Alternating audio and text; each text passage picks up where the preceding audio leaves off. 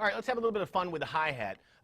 Opening and closing it in different places, applying those 5-stroke rolls actually on the hi-hat, using the hi-hat as little licks between the splash or whichever cymbal, if you don't have a splash. So let's see, you know, I'm sure you probably have experimented with opening your hi-hat on some basic beats, but try putting it in different places. Instead of just putting it in the standard dum-dat, dum-dum-dat, try putting it in some other wacky, strange places.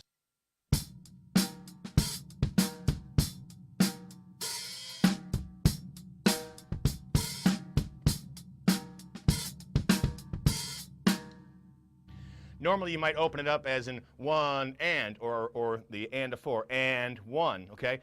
But try, like I just did there, is try throwing it in there as a shorter little open, so it's like a 1E, tss, tss, instead of a tss, okay? And then maybe try some where you open it up and leave it, you know, even longer, so maybe a whole beat. So here's some more.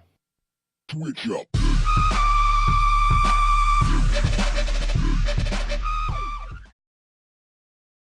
Another thing you want to try to do is, while you're playing a groove, try bringing up both sticks and playing a 5-stroke roll, ba-ba-ba-ba-ba, you know, within that beat. So these are all little pieces you can kind of throw into different grooves.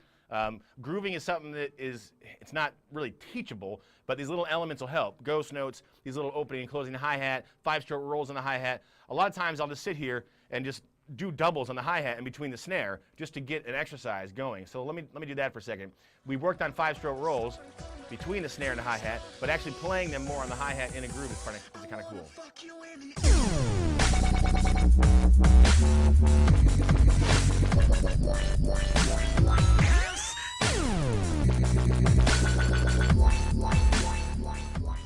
So actually using your hi-hat going down is part of, could be part of that groove as you're playing. Try this neat little lick. Here we go.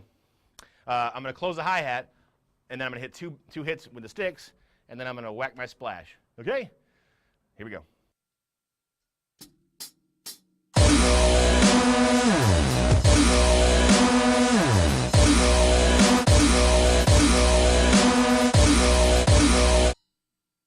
Kind of that one triplet and, okay?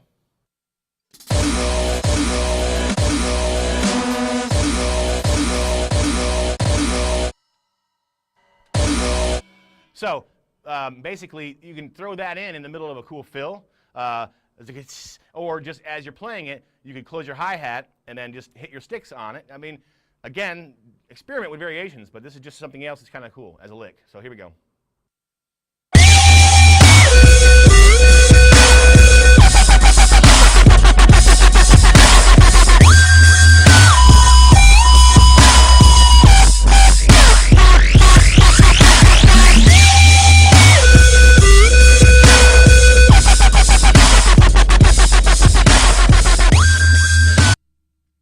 Well, you can go crazy with that. But anyway, that's kind of a cool little lick in the middle of things, or while you're playing different grooves between your hi-hat and your snare.